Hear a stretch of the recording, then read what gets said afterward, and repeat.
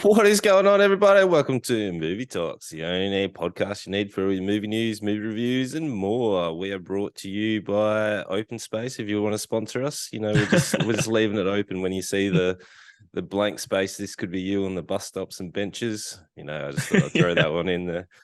I But thought you were about to say we actually are brought by someone. I thought it was a big surprise, but I am yeah. well. Our first one, I'm not going to tell you, boys, and I'm just going to surprise you, Uh-huh. especially when we got multiple podcasts all cranking. But this is episode 30. This is the most consistent I've Yeah, ever seen you be. So that's 30 weeks in a row that it's true. you have consistently been here and not been grumpy. Like, surprisingly, your mood's been really Oh, good. sporadically grumpy, Yeah. but in all, not too bad. That's all right. And you're right. This is the longest I've done something for a long time. So Yeah. yeah, Hopefully it stays that way. Let's not jinx it.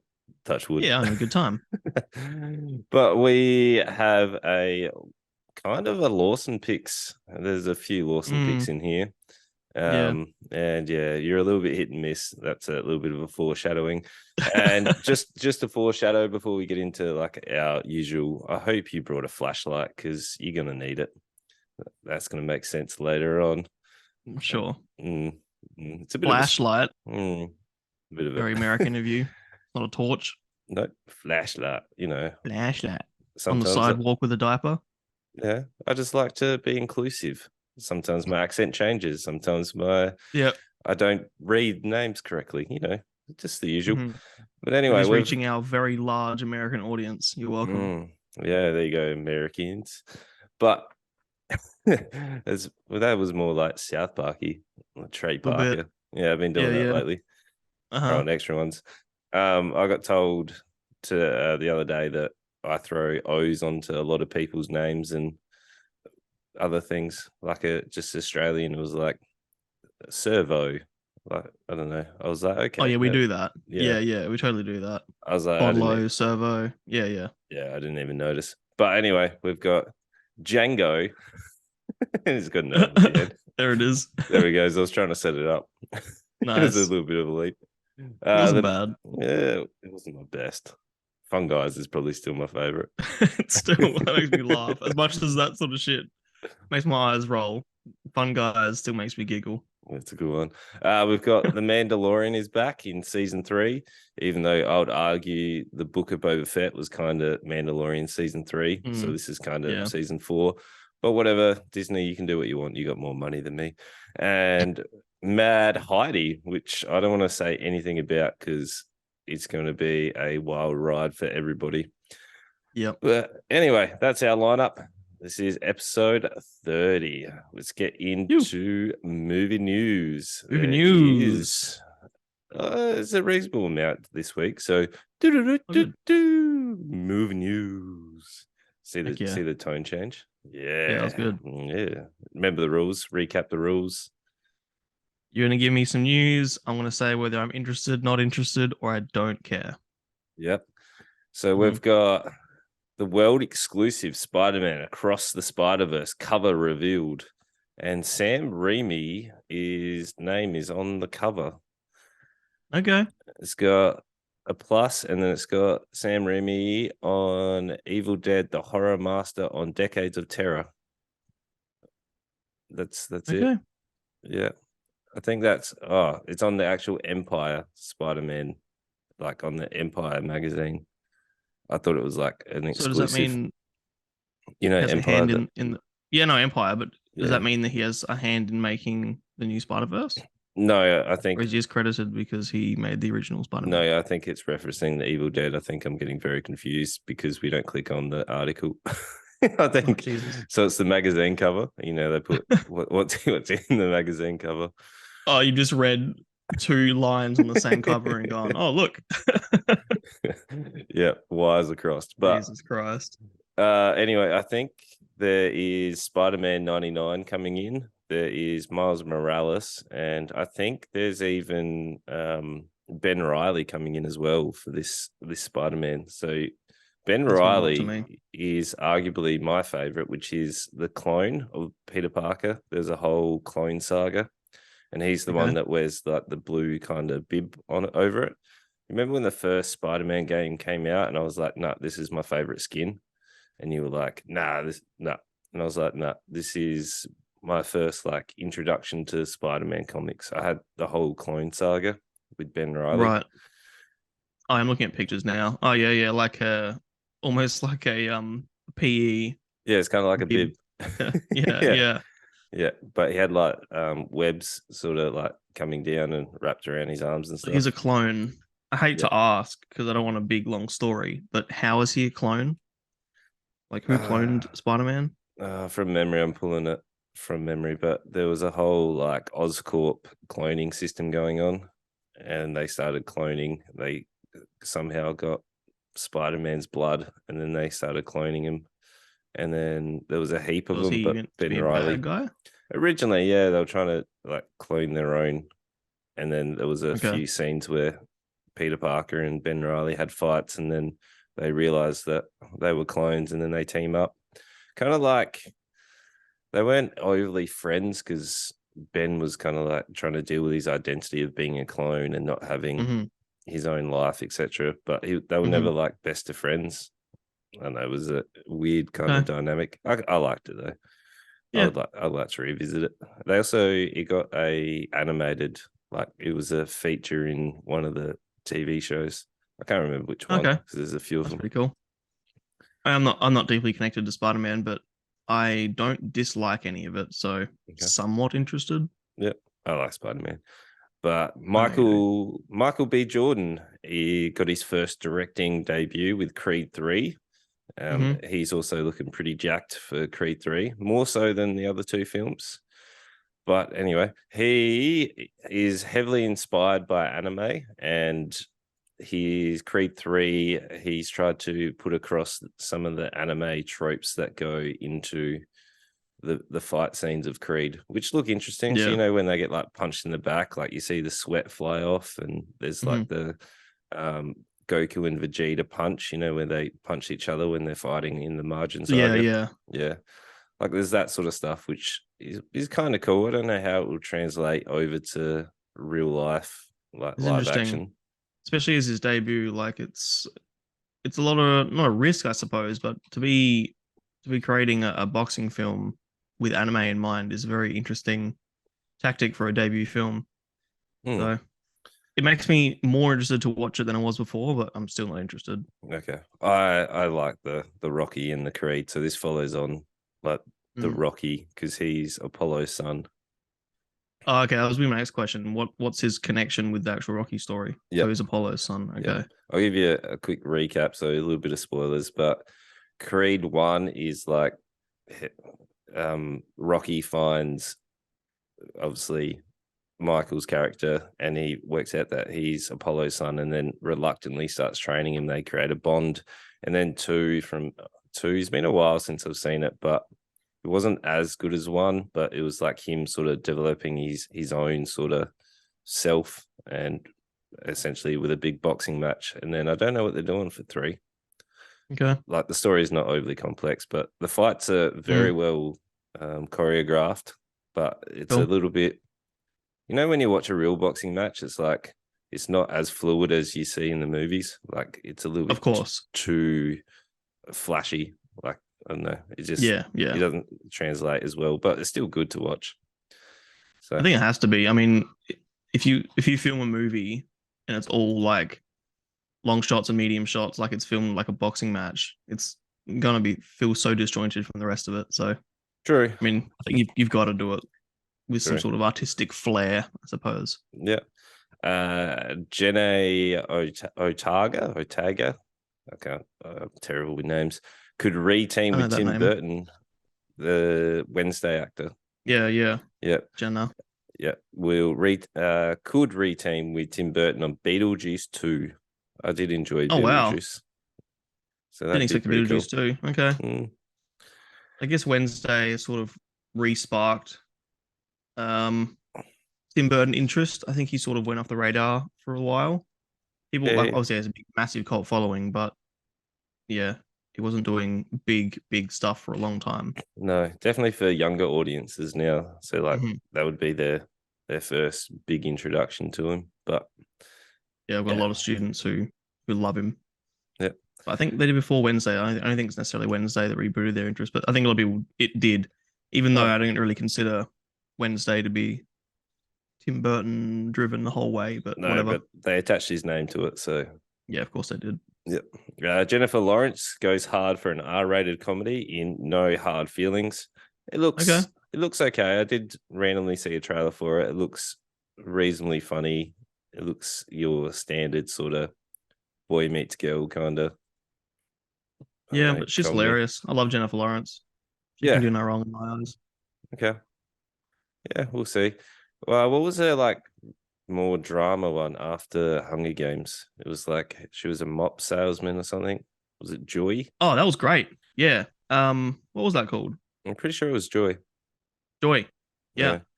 That was fantastic. I really enjoyed that movie. Okay. I found it a bit slow. I am yet to see all of it. I've only seen half. Might revisit it. I recommend it. It's definitely an interesting. Like I've never seen a movie like it. I think it's quite unique. It's almost like a biopic, but it's weird as well. But I liked it. Yeah, for sure. Two more movie news. We've got Teenage Mutant Ninja Turtles Mayhem. That teaser features the voice of Paul Rudd, John Cena, and heaps of others. I'm kind of, I don't know, this is my personal opinion. I'm getting sick of all the Ninja Turtle remakes and the different art styles. Okay. Just it happens so often, and I would like them to follow the darker original sort of source material of the Ninja Turtles. I feel like that would be really cool. Have you ever seen like the original comics where it's like quite dark, and then they wanted it to translate across more into the kid realm or family friendly? Yeah, that's the thing though. Like, I guess TMNT, in a weird way, like they're meant to be teenagers. It's meant to be. It's almost like kids. It's always going to be, I guess, for kids. It's hard to make kids stuff that's dark. I guess Last Wish sort of did, in a way. Yeah. I think animation looks fantastic. I really enjoyed this trailer. I love that they've actually got teenagers doing the voices of the Turtles, because it would have been so easy just to throw a bunch of big name actors at the Turtles and be like, yep, here you go. Here's a movie with Jason Statham and Sylvester Stallone and stuff like random characters. But yeah, I don't know. Where surprisingly when I think it was Netflix got hold of the show, they went that real sort of hard edge kind of anime inspired sort of art style, where I was a little bit, I don't know, disjointed against it, but it took me a little while, but I did enjoy it. Like I quite enjoyed it. There's a Netflix movie as well where they deal with like time travel, and then they actually do quite well with the time travel part. Where some films are terrible with time travel because they don't stick to their rules, but whatever. No, exactly. It's so easy to poke holes in so many time travel movies. I mean, I not to have a huge divergent from our conversation here, but time travel is tough because there's no rules. But if you set up rules in your own fucking movie, don't break them. Yep. Come on. Always. And your favorite movie franchise, Fast and the Furious 10. The Fast family approaches the finish line. So could this be the end of Dom's character? God, it needs to be the fucking end. Can't believe they're still pumping out movies, and they still get massive like what's the word I want? Blockbuster. They get huge turnout. They make massive gross. Like, I'm always surprised that Fast and Furious still has the following it does. If you're a rev head, you're gonna go look at for the cars and like the I'd say I'm a rev head to some degree. I couldn't give a shit, but I'm also like art house boy, so I find this stuff fucking shit. And like teenagers are gonna watch it. They're like, yeah, fast cars, action. They're gonna get around it. So, and their business model is just make it more ridiculous than the last one. So yeah, I mean, it's obviously working. Yeah. So whatever. They're always going to have a target audience for it. Okay. Yeah. Okay. Cool. That's what I figured. But anyway, let's move on to Django. So this was your pick. And I'm going to let you introduce it because Oh, I Because won't. you don't know what happened. I was so confused. I actually messaged Lawson during the week, which we try and refrain from talking about anything, but I was like, do we have to keep watching? And I'll explain my point of view because I don't have a lot to say. Yeah, fair. So this is Django. It's a series released by Sky, which is a bit left field for us. Normally we're pretty down the line with like Netflix and blockbusters and whatever else. But I saw the trailers for this, and I really like westerns, especially modern day adaptations. So I thought, well, this sounds like fun. Even though it's called Django, the name Django is actually like a pretty thrown around name. In like Western, like there's a movie called Django in that 1966. Like it's nothing to do with Django Unchained. So I'm really pointing that out. Django Unchained took its name from this character. So this story follows Django, a gunslinger in the Wild West who is searching for his daughter, who he believes escaped the murder of his family 8 years ago. It starts off in this town they called New Babylon. It's basically inside a crater. That's sort of the way that it's described, and or as you see it as well, it's inside this big like hole in the ground.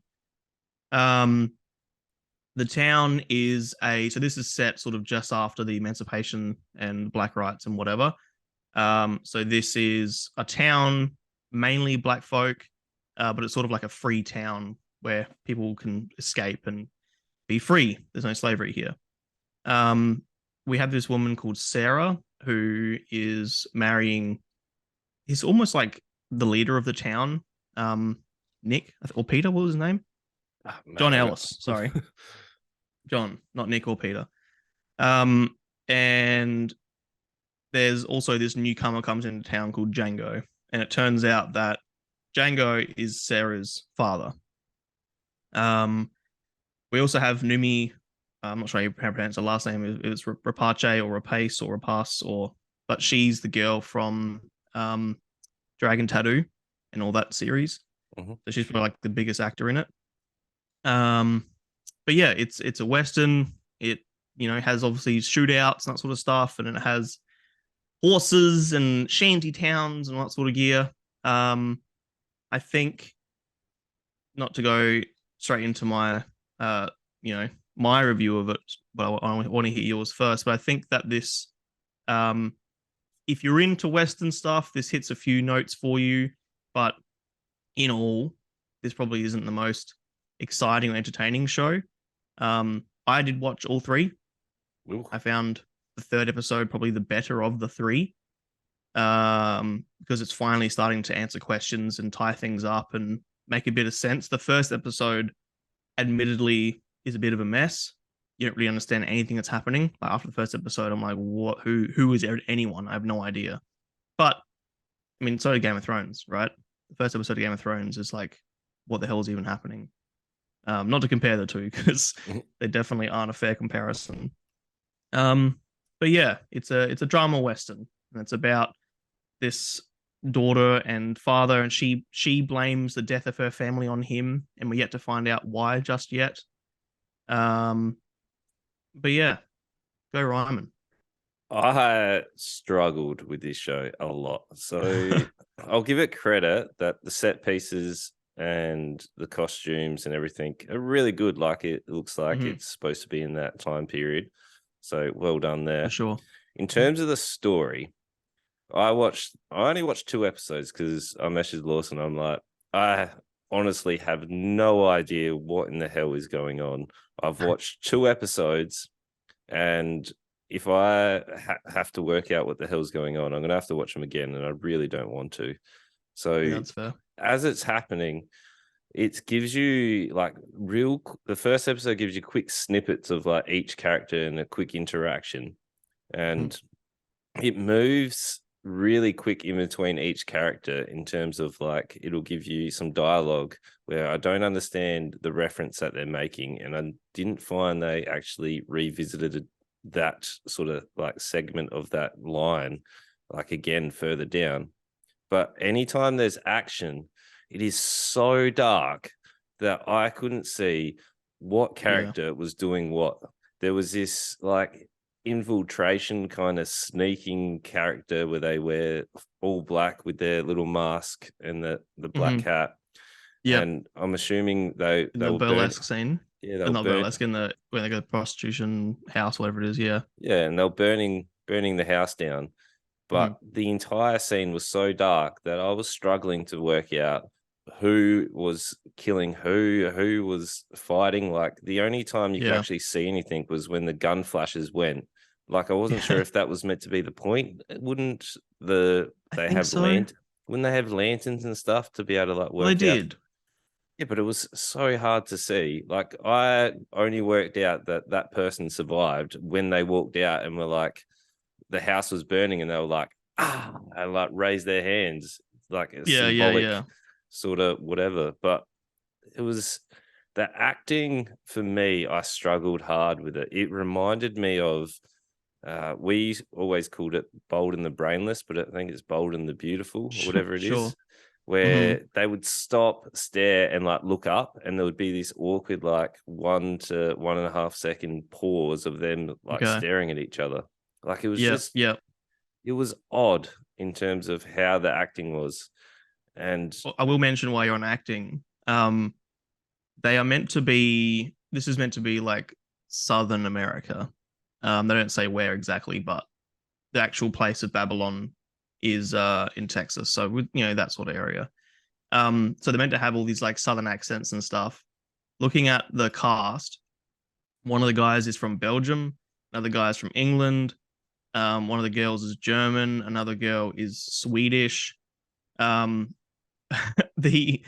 accents are very inconsistent and almost weird at times. Yeah, there are moments where like someone, especially Numi, she was like, I don't know how to even describe her. She was the skinny woman who was like the bad guy, the really like religious one.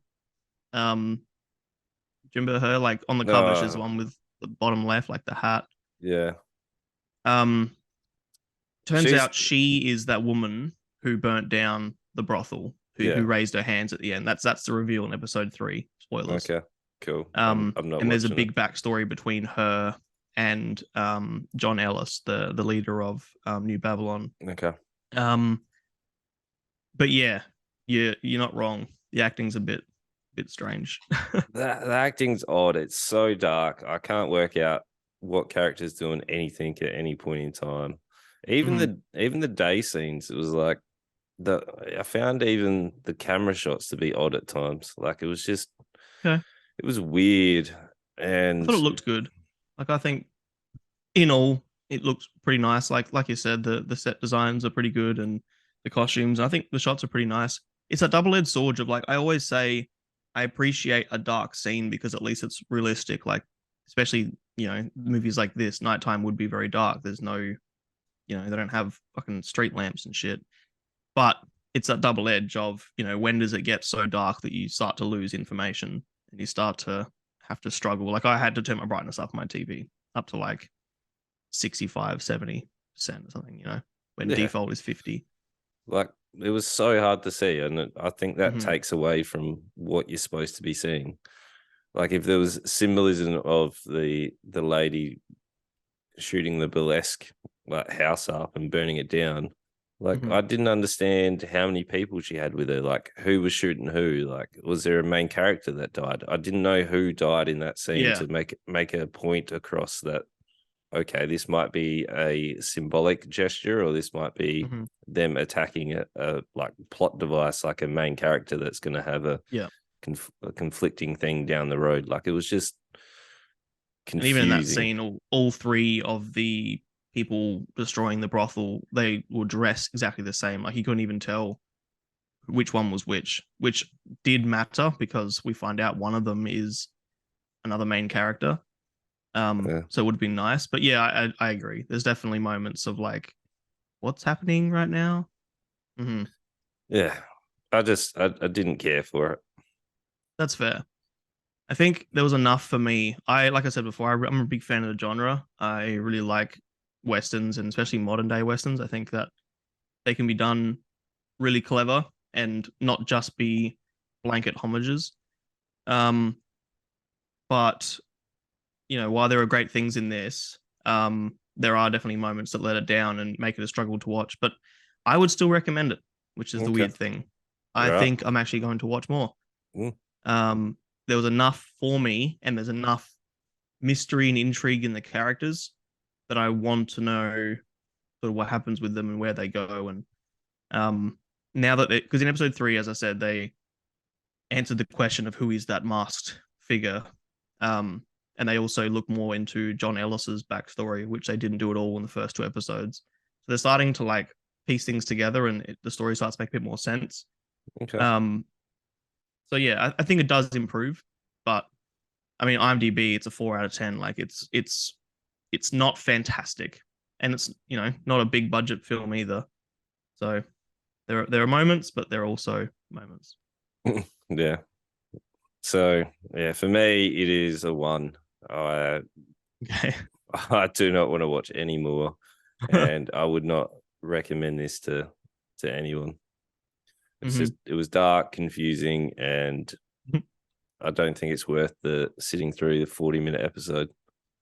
Okay. Whereas a 3 to me, like I think there's enough, and you've got to have interest in the genre. I mean, my dad's born in the 40s. I grew up on westerns, so this is something that like I am attached to, sort of already going into it, and that's why I recommended it, because I was already drawn to it and probably going to give it a shot regardless. Yeah. So yeah, if you're a fan of westerns and you're not afraid of turning your brightness up on your TV, and you're prepared to be a little confused initially, because they do introduce a lot. Considering there's bugger all characters, they do make the first episode very confusing. But in all, I think I enjoyed it enough, and I'd give it a 3. Yeah. Yeah. That's a very hesitant 3. All right. Well, moving on to more of a sci-fi western, which is the Mandalorian season 3. So we're doing the first 2 episodes, which is chapter 17 technically, and also chapter 18. So they are smaller seasons, and with our mate Pedro Pascal, who can currently do no wrong. He is absolutely dominating it. Yeah. We are looking at the Apostate and also the Mines of Mandalore. So there is a little bit to talk about in this one, where the first episode of this season is giving us more of a backstory into the Mandalorians, well, the tribe or whatever they're called. I can't remember, because Mando was adopted by the tribe. He was found on the planet, and you can see them doing their ceremonial sort of whatever it is out on. Is it a lake or is it the sea? I was a little bit, because the thing that jumps out. They're doing it. I don't know. They're in a cave. They're in a cave, and they're doing it near a lake of a body of water, we shall say. I don't know if it was a sea or a lake, but essentially they look like they're doctoring in some new Mandalores into their way of thinking. So this, I think it was like a rite of passage for like the kid Mandalorians. When they reach a certain age, they put their helmet on and they leave it on. I think that was what I got from it. Yep. This was, like their ceremony in terms of how they become a Mandalore in this tribe, which we do get earlier episodes that are allowed to take their helmet off to shower and eat, but it must be in the privacy of themselves. Yeah. Which confuses me in terms of how do, like, I don't know, to further the tribe, do they leave it on the entire time? Is it like during intercourse? Yeah, like is it that's it? They have to keep it on the entire time. They be like they kind of be like a bobblehead, wouldn't they? Like just because the helmets are quite large. Just like, hey, I don't know. I've never actually thought about that. That's an interesting question. I don't know. It's sometimes my mind bounces around. I was like, how do they? Because they're essentially a faction that's branched off from the main Mandalorians, like because Mandalore is disbanded, so there's different tribes, and we get that with Bo-Katan, Yeah, Bo-Katan, yeah. Yeah, they're able to remove their helmet and do pretty much whatever they want, but they follow the Mandalorian there are way different as like well. since the destruction of the actual place of Mandalore. There's some Mandalorians that stick to the creed and this is the way, and they wear their helmets and sort of stuff. And then there's a lot who sort of left that behind and who think that since Mandalore was destroyed, the rules don't matter anymore and they do their own thing. So it depends if they want to be part of the original creed and still do all that sort of stuff. So yeah. So go on. But this was essentially a building episode to where we needed to go. So we get Mando arriving back. So during the ceremony, this big crocodile sort of thing comes out, and there's a big action scene. I can't remember what it's called, but I do think it is some beast. I remember reading somewhere or other that beast was like. Oh, really? Was significant. Symbolizes something or other. Okay, didn't know that. I thought they just wanted an action scene to start it off, so they just threw one in. That's how it felt to me. I'm sure grads would know why, and probs. I'll seek clarification later. But whatever, there's a big action scene, and then Mando appears out on his ship with Grogu, and they have a nice little sort of. I guess they're setting up to how Mando is able to redeem himself. So we get the interaction, a big action scene. I quite like the action scene. There was a couple of parts where the frame rate sort of freaked out in the CGI, but overall very good. Like when the tails are splashing around, there's water going. And it was cool how like that was meant to be just a scene to introduce Mando, like the first time we see him this season, and he just zooms in with his Naboo starfighter and just pew pew pew. Yeah, like it was pretty like, fuck yeah, look at him. Yeah, that's my Mando. It was really cool. And then we get interaction with the, I don't know, would you call her the chief or the head honcho of whatever their creed is? Yeah, I forget what she's called. Yeah, but yeah, she's like the Smith. Yeah, so she holds like, she's not the leader because the person who holds the Darksaber, I think, is the leader. No, but that's the leader of Mandalore. The person who holds the dark saber is meant to be the leader of Mandalore because they're a faction tribe. She's like the leader of that tribe. Okay. As far as that's what I've gathered. I'm showing my confusion here. I'm not deep on the lore of Mandalore. Okay, because they say whoever holds the dark saber is the person that is in charge of Mandalore as a whole, is like the king of Mandalore. Or queen. Why is it Mandalore. up to her to decide whether or not because at the end of season 2, he takes his mask off, and that's sort of the plot of the beginning of this season, is that he has to go on a bit of a redemption arc. Why is she the one who gets to decide whether or not he is Mandalorian? Because he was adopted and he's taken his mask, so he's broken the creed. So I understand that. Yeah, but why is she the one? Like, what power or status does she have that she's the one who gets to decide? Like, what's her? Well, that's why I thought she was in charge of that like tribe or whatever they were called, like that faction of Mandalorians. Yeah, sure, okay. Because everyone seems to refer to her, even like when we got in season 2, the underground sort of stuff where they're on different planets, like everyone referred to her and she gave the orders. Kind of how Bo-Katan's sort of in charge of her like crew. There's like 3 other ones with her. But anyway, she says for Mando to redeem himself, he has to bathe in the sea underneath Mandalore. Yeah. Yep. Good enough. Yep.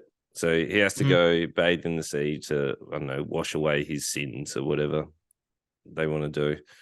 And that's pretty much, it's just Mando then going about trying to gather his resources, going back to, I can't remember the planet, but it's the planet where we were first introduced to Grogu and the robot, the attack droid that's, I don't know, what was he? He was IG-88. Yeah. Yep. The attack droid. Because he was initially, go on. Yeah. No, but whatever. He essentially is a statue, and Mando's like, yo, forget his name too. What's his name? The guy that's in charge of that planet. I can't remember even what the planet's called. Do you remember what the planet's called? Grief Karga. Yeah. The old mate. And he's like, because he was a bounty hunter, and then now he's in charge of Navarro. Yeah, magistrate of Navarro. Yep. Yeah.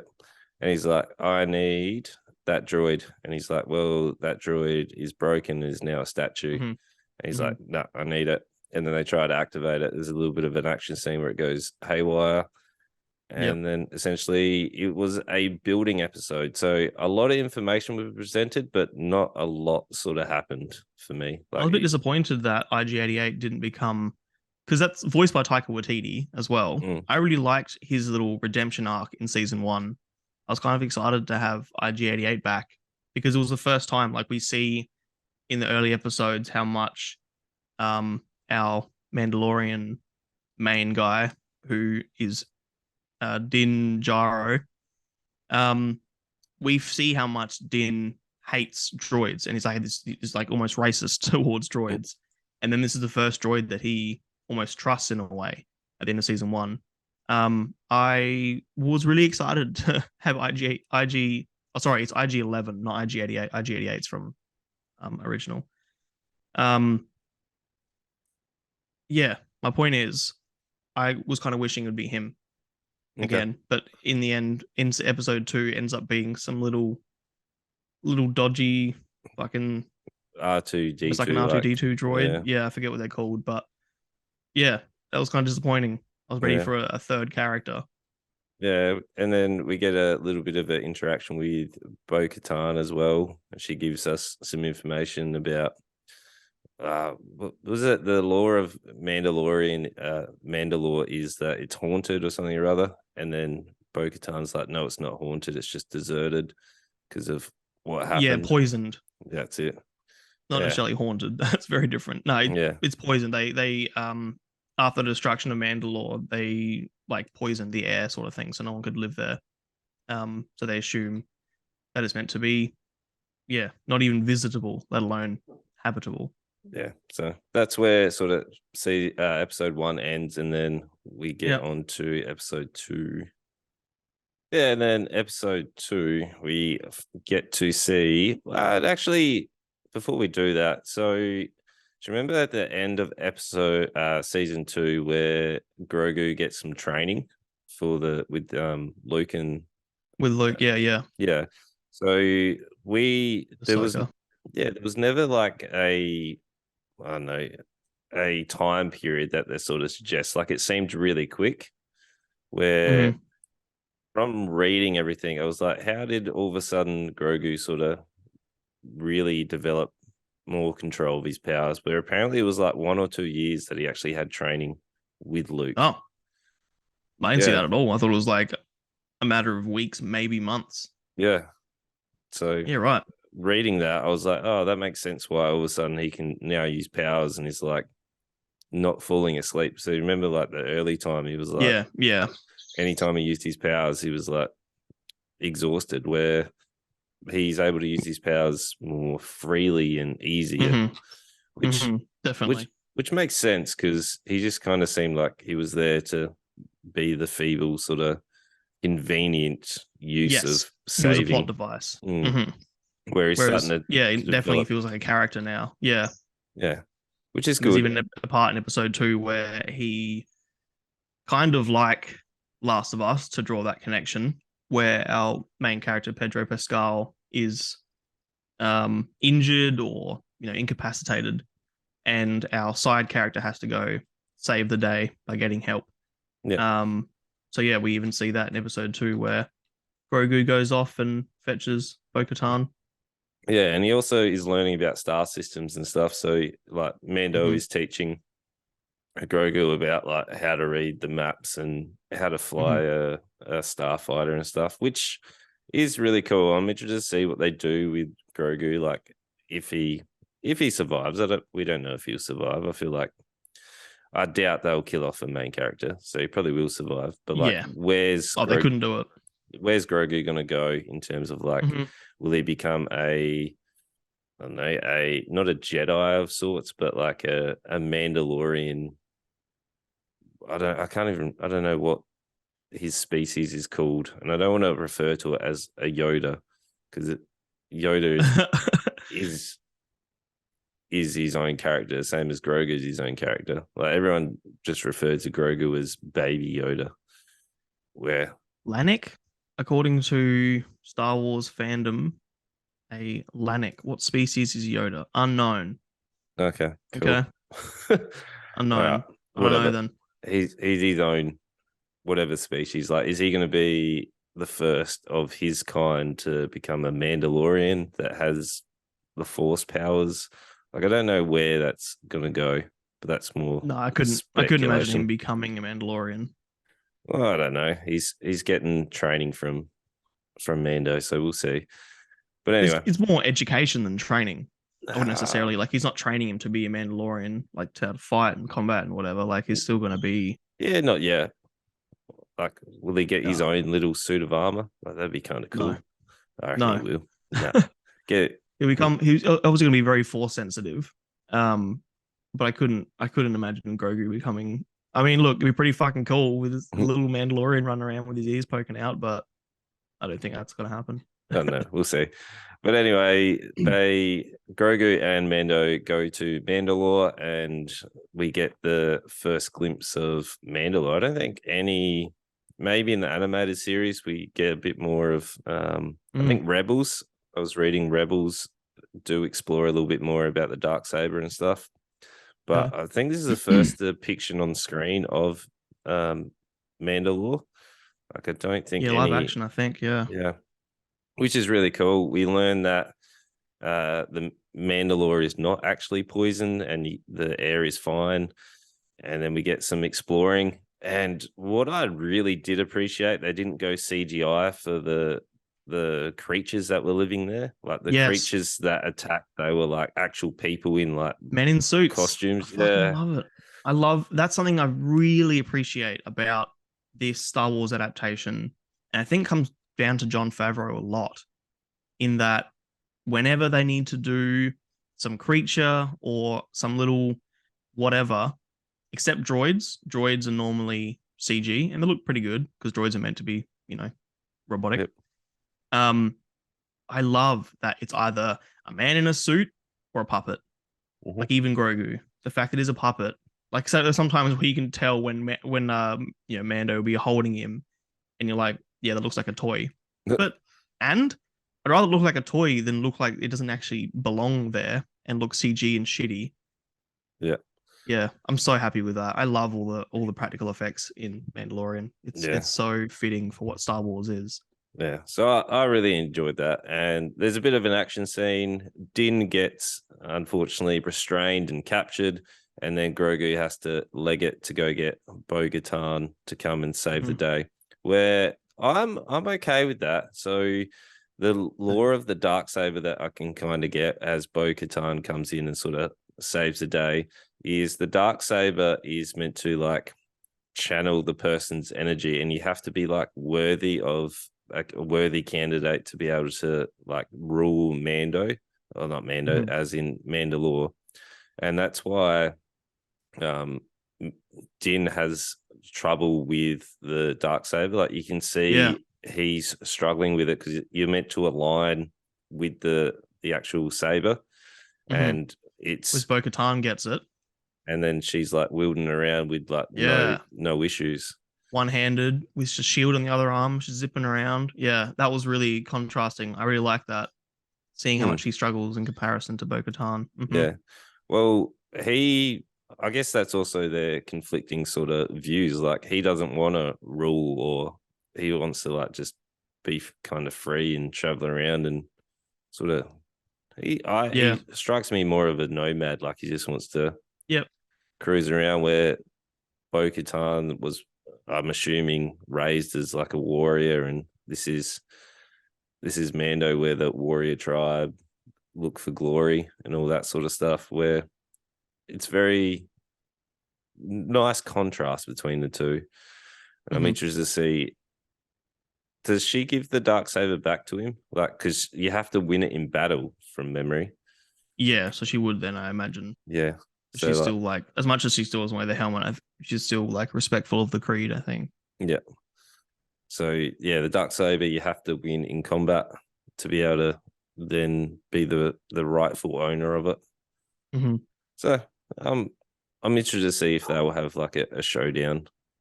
Yeah, I like how Bo-Katan doesn't necessarily feel like an ally. Like I like that you're a bit like, is she gonna double cross him at one point? Is she going to just up and leave? Yeah, her sort of gray area does paint a pretty interesting story sometimes. Yeah, so definitely interested in there. And that's pretty much the entire episode, is just exploring the Mandalore and him finally getting to the water. And then we get they're both on Mandalore, like very, very cool. And we see the I'm gonna look it up what it's actually called. The beast that the symbol is named after, the mythosaur. Oh yeah. Which is that like big tusk classic. I've seen the mythosaur logo a lot. Like my brother has it on his car. He's a big Boba Fett fan. Okay.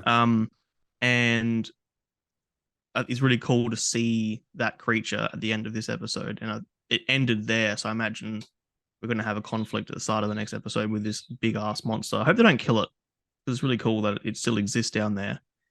You also forgot our interaction with what's her friggin' name? The woman who like runs the droid shop. Yeah, she's great. Every scene with her, I'm trying to find her on the bloody list now. I'm scrolling. She's really fun. Every scene with her, Peli Motto. Yeah, she's great.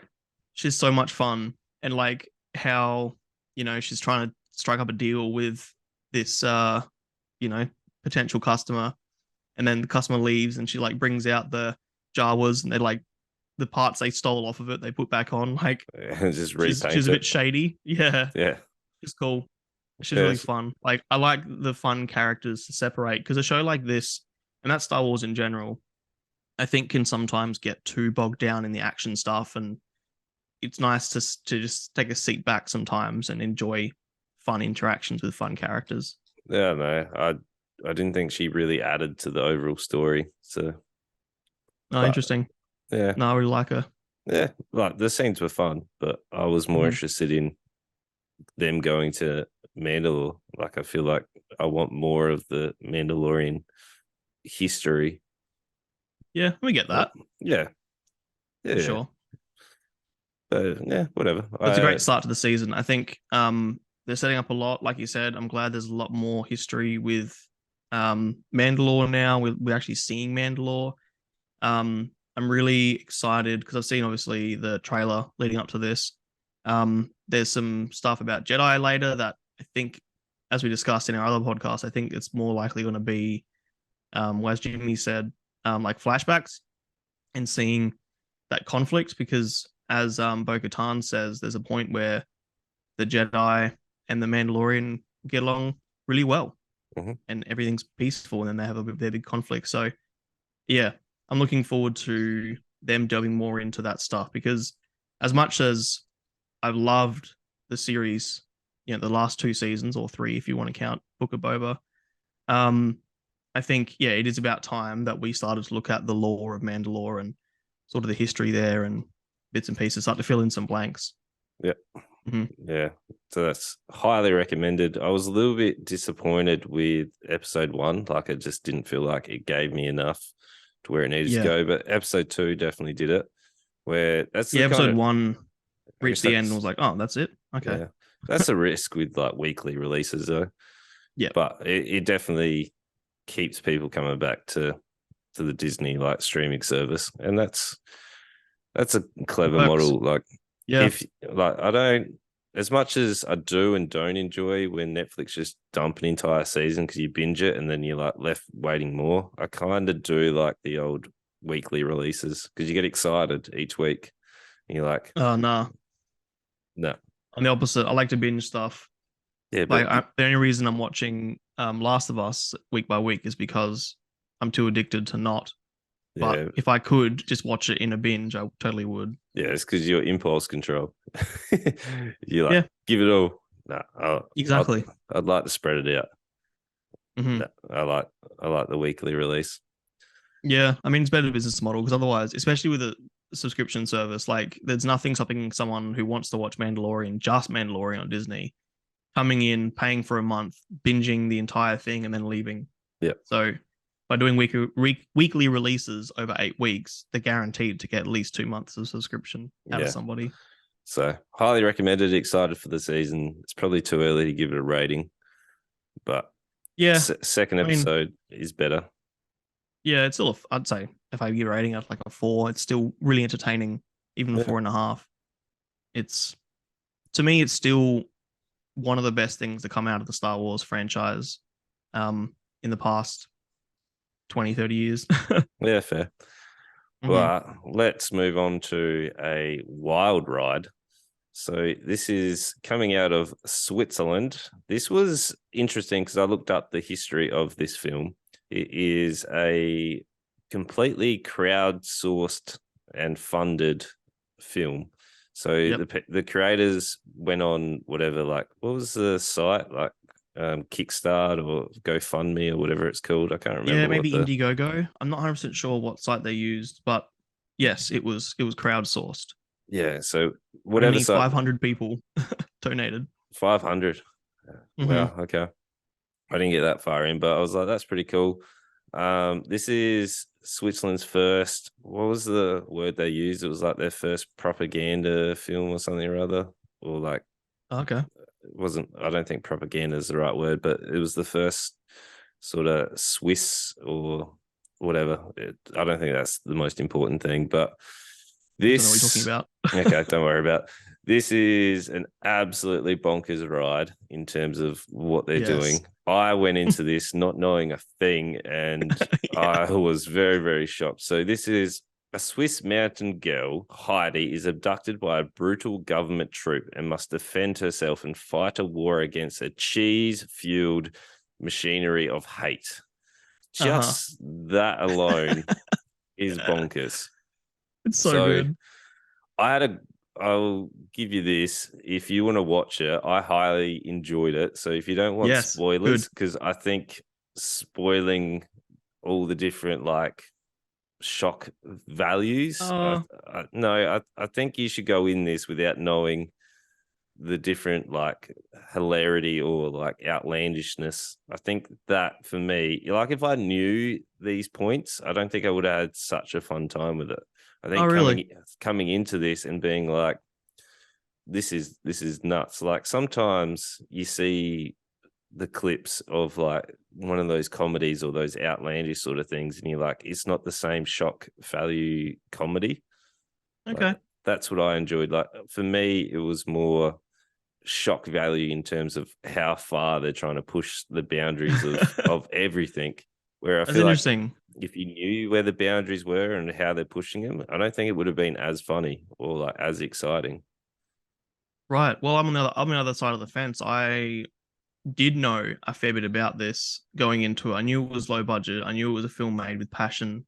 I'd seen trailers and making of videos and stuff for quite some time, and I still found it super entertaining and super fun. I don't feel like anything was spoiled for me. Maybe, maybe like you said, like I was ready for how ridiculous it was, whereas you went into it like more like, whoa, this is not what I was expecting. Yeah. So straight away, like they set up. Yeah. Anyway, you get to it, but it's fucking brilliant. I had such a good time. So Heidi is our main character, and she's just she's set up as just your typical sort of, I don't know, Swiss Miss. Yeah, whatever. She's just she's around, but she's in love with Goat Peter.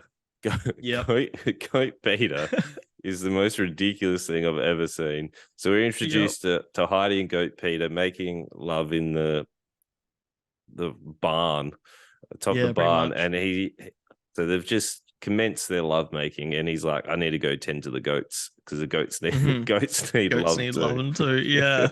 And there's this undertone the whole way through that he fucks the goats, and that's how he gets the best goat milk and therefore the best goat's cheese. Yeah. And no one ever disputes it. So I think we're meant to believe in the lore of this movie that he does indeed fuck goats. Yeah. So the entire undertone of the film is that cheese rules all. So the government is trying to develop this mind controlling cheese, and if you're lactose intolerant, you die. Yeah, a cheese company are more or less controlling the country. Yeah. And if you're lactose intolerant, you're like a terrorist. You're like anti-establishment if you're lactose intolerant. Because you can choose if you're lactose intolerant. Right. So Goat Peter is essentially, he's doing black market goat cheese deals where it's like, this is the most pure goat cheese ever, and the government or this cheese company get word of Goat Peter and his dealings. So they come out. There's what's his name? He was like the president or like the head of President. President Mealy, who looked like a PE gym teacher. Like he was always in like a tracksuit. What do you call it? Like a tracksuit? Yeah, matching tracksuit. And he's got like a Swiss watch. Like everything is just on the nose comedy, like over the top. Yeah. And he's bonkers. He's a great character in terms of every time he's on there. And then there's this weird like serving girl who's topless. Like there's there's a lot of boob in this. Like it was, I don't know where that or what reference was, where it was coming from, but she's like just serving cheese around is bonkers. But anyway, they find out that Goat Peter's doing black market sort of goat cheese deals, so they come in and they kill Goat Peter, and then they take Heidi away because her father was in the war, or he was like a we find out later he was like a rebellion leader, I suppose. That's right. So we're led to believe that he dies. So he has an interaction with the general. What was the general's name? Was that Dr. Commandant Knorr? Yeah. Knorr. My favorite character. He was so ridiculous. I don't know. I'll get to my favorite characters. Okay, they come in later. But I just loved, really quick while we're on Commandant Knorr. What I loved about him was like the actor was obviously terrible. I mean, there's a lot of bad acting in this. That's sort of the point. But he gave it his all the whole way through. He was so much fun. There are scenes with him, like one point he has something put in his bum. I forget what exactly, but just seeing some old guy give this ridiculous role, just everything he's got was so, like, that's one thing, this whole thing, there's so much passion. And even the first little, before the movie even starts, they have a little, like, foreword at the beginning where it's like, this movie was crowdfunded and it's made just for the love of film. And that's such a good introduction to where this ends up going. But yeah, continue. Yeah, so the general and Heidi's father have an interaction, then they have a shootout. He's believed to be dead. They take Heidi away. She's introduced to the jail cell, and she's like the prize because she's like the daughter of an esteemed rebellion leader. And the people in the cells, there's two of them which are really buff and really muscular. And they are essentially the prodigies of this like cheese that is meant to, like, they're only fed cheese in prison. So it's led to believe that cheese is going to give you like jacked and mind control. We get further, the scientist is developing another strain of cheese, which turns them into ultra Swiss. Yeah, mindless beings. Like ultra Swiss. It turns them into like cordyceps. They're like, their face gets all fucked up and they just follow orders. Yeah. So there's that whole sort of segment, and then they're training for this like gladiatorial sort of showdown where they have to fight in the ring. Like, it's just absolutely bonkers. Heidi's not liked because she's defiant and is talking out against it. And then she escapes, doesn't she? And then she has like a montage. I can't remember if she was broken out or if she escapes, but yeah, she escapes. She they come into her cell and she kills Fraulein Rottweiler, which was like the warden, more or less. Yeah. And yeah, she gets out, and they don't really show you her actual escape from the facility, but yeah, she more or less escapes and then goes, and they assume she's dead at one point. I watched this pretty early in the week. I've sort of lost track a little bit of the middle bit, but I think they assume she's dead, and then because old mate PE tracksuit bloke is upset because she was the main draw card and they wanted her as the end fight. And then and when she's escaped, she's like, no, we've got to go in and stop it all. So she has a montage of her getting ready, and she's trained by this, I don't know if she was a spirit or what she was. She had a glowing undertone, and then she was trained by these like warrior priestess monks, like nuns. It was so odd in terms of how she was trained, but the montage was average and it was real cheesy. Of course. Yeah. Yeah. But I think that was intentional. I think a lot of the cheesiness of this film was like homage. There's a lot of like Kill Bill reference. You can see heaps of moments where they've just drawn direct references from like Quentin Tarantino films and things like that, for sure. Yeah, so the whole montage, and then she builds up a rebellion. The father is alive and he gets his own rebellion. And then there's just this massive showdown of her coming in with this massive axe where I don't know if that was like a symbolic axe or if it has any reference, but she just comes in and it's a cool looking axe. Yeah. She just comes in and like just destroys everybody. So like it's really fun. It's really over the top. There's a lot of over the top gore. There's a lot of cheese references. Like there's just everything about it is just died to 11.